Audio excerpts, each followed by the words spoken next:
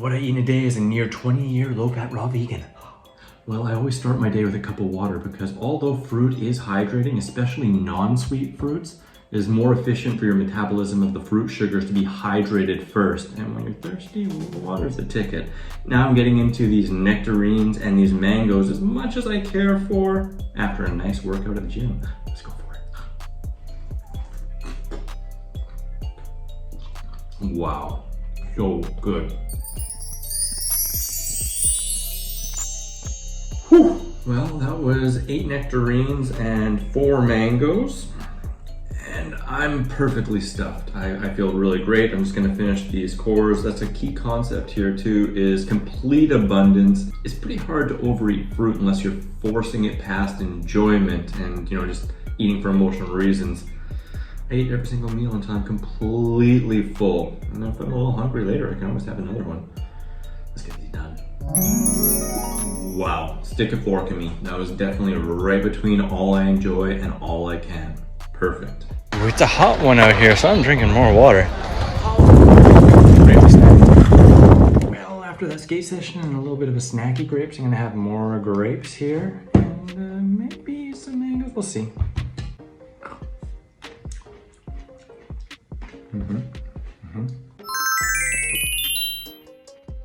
Well, after those juicy grapes, I decided to forego the mangoes, and instead I'm gonna have a big old banana barley grass juice powder smoothie.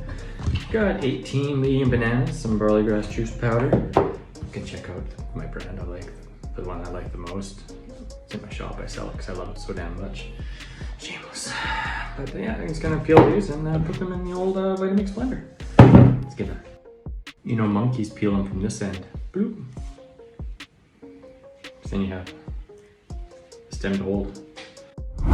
Boom! Look at that! Look at that! How about 2 of these? 2 tablespoons. Boom. Let's blend that up. Boom! Check that out. So easy.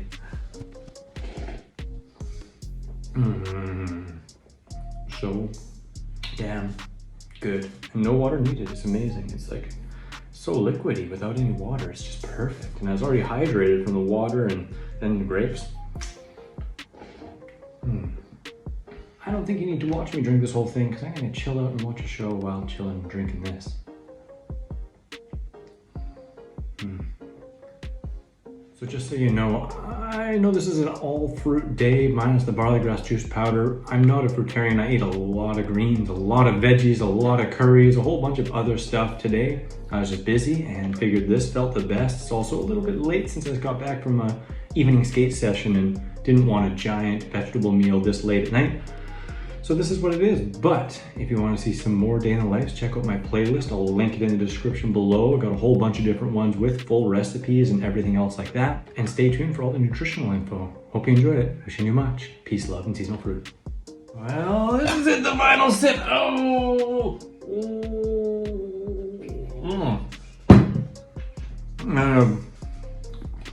I've been snacking on a couple little mouthfuls, handfuls of this arugula because it needs to be eaten. So good. That's it, I think. I think that's it.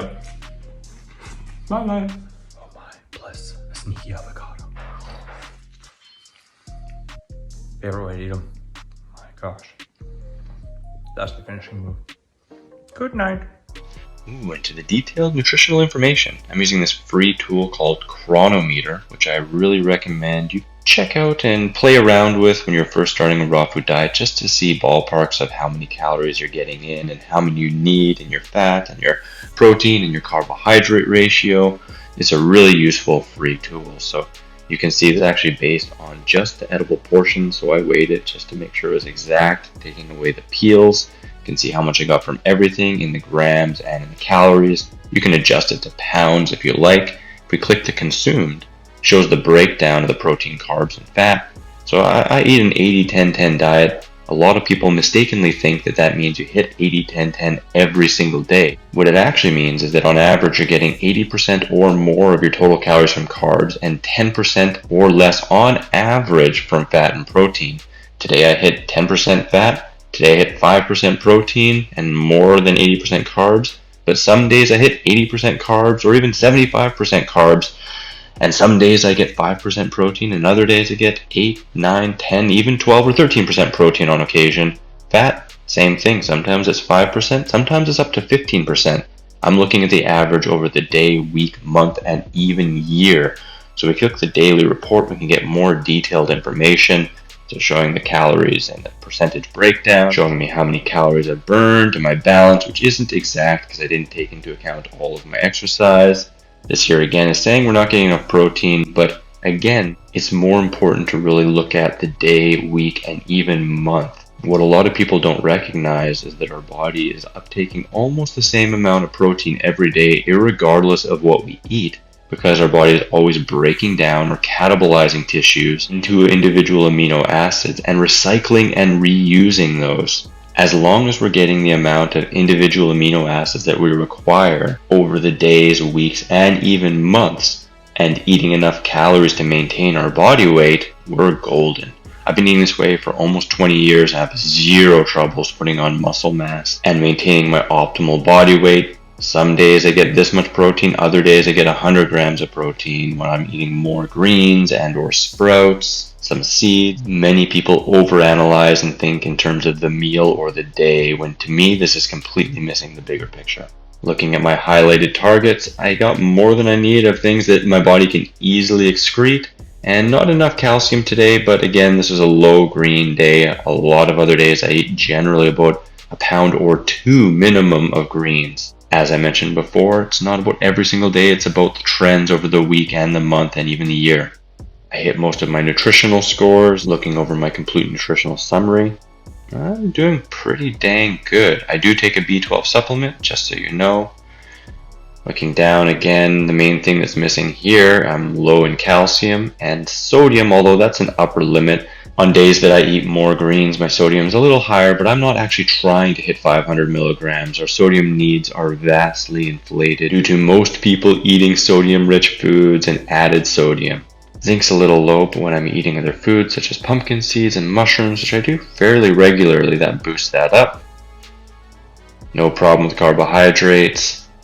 The fats could be a little bit more balanced, but it's still within the 1 to 4 range for omega-3 to 6. More often I'm using flax, chia, hemp, which actually bring me into an optimal omega-3 to 6 ratio, which is between 1 to 1 and 1 to 4 for omega-3 to 6. We already talked about the protein. You can see all the breakdown here. And when I'm including some other greens, some nuts and seeds, and especially sprouts, I love lentil sprouts and mung bean sprouts. These go way higher than the recommended daily allowances, and it balances it all out.